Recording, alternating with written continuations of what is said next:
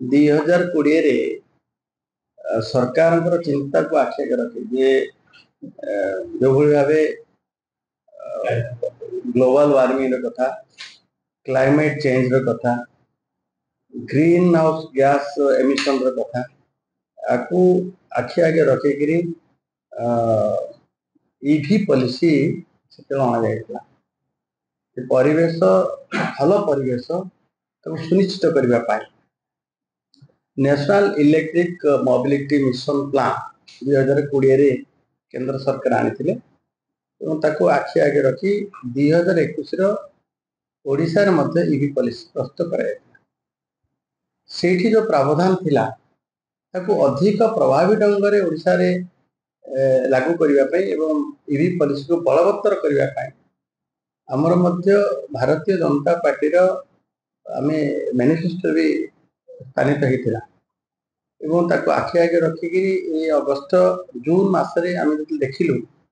EV रो adoption percentage होची 8% ताको बढ़ेबा आवश्यक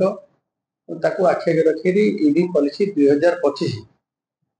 भी अणा दिया संपूर्ण ड्राफ्ट प्रस्तुत हो सारी जनसाधारण मतामत एक मासर अवधि निर्धारित हो सारी जनसाधारण मतामत को आखि आगे रखिकी एक प्रभावी ढंग से ईवी पॉलिसी आसु 2025 आम जो व्यवस्था अच्छी गत थर जहाँ व्यवस्था थिला जहाँ व्यवस्था अच्छी जे प्रोत्साहन राशि सहायता दवा जो भाव 2 व्हीलर 20,000 ରୁ 30,000 पर्यंत एवं ईवी रो 3 व्हीलर 4 व्हीलर आम 1.5 लाख टंका पर्यंत गत थर ये सुविधा था ट्रांसपोर्टेशन सेक्टर रे गाड़ी ट्रक व्यवस्था बस व्यवस्था एग्रीकल्चर सेक्टर मध्य जे ट्रैक्टर टिके 2 लाख टंकार आम व्यवस्था देव जे माटी खोलिया एक्सकावेटर तार मध्य आम 30 लाख पर्यटन बस के किणी बस मध्य 20 लाख पर्यटन एभलिया विभिन्न तारीफ अच्छी जमी जनसाधारण सहजरे ईवी को ग्रहण कर 2036 सुधा 70% जमी ईवी एडप्शन रही 2047 सुधा 80% कर लक्ष्य अच्छे जहाँकि माननीय मुख्यमंत्री भी कहते 2030 सुधा 50% आम ईवी गाड़ी प्रचलन कर आखि रखी ईवी पॉलिसी प्रस्तुत करसे समय अवधि दि जाइए जनसाधारण जिते गोटे योजना लागू हुए से किसी घटे तार कार्यकारिता को त्वरान्वित करने ये बेले बेले आसे जमीक गत थर समस्त आसला जे बाहर राज्यर लोक ये ठिकना देखी आमर ईवी पॉलिसी दि जाता प्रोत्साहन राशि उपलब्ध भी होता रोक जाए कारण आम पार्लियामेंट ठिकनार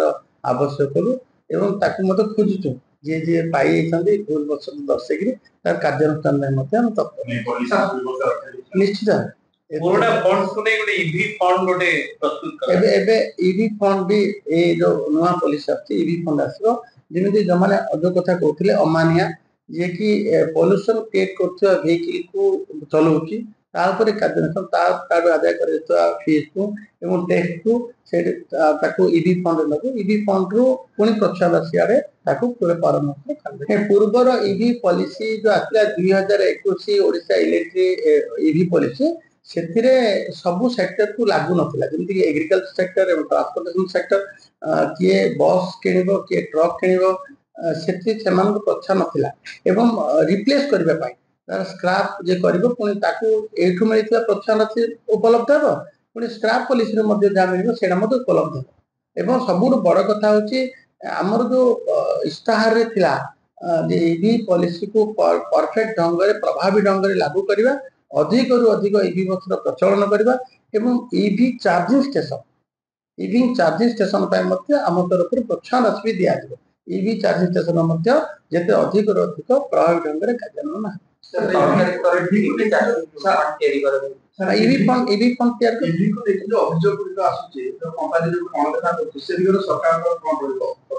एमती किसी अभियोग हस्तगत है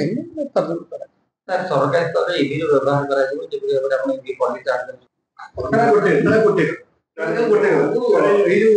पचिश सुधा बर्तमान 9 माने 9%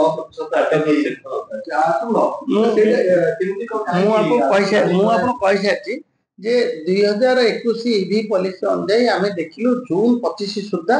8.88% थिला ईवी गाड़ी एडप्शन को लेकिन आम ग्रहणीयता को लेकिन एवं से चलाचल जिते आम ये हार कम थिबा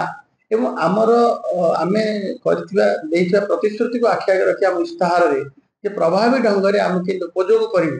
एवं अधिक रु अधिक ईवी व्हीकल आमर प्रचलन हम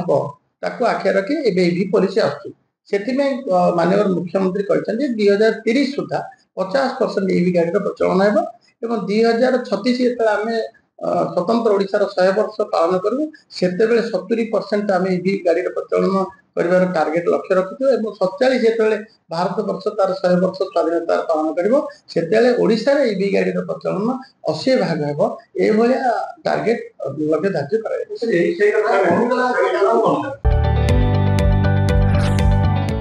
जदि आपंक आम भिडी भल लगा तेब आम चैनल को लाइक शेयर और सब्सक्राइब करने को जमा भी भूलु नहीं।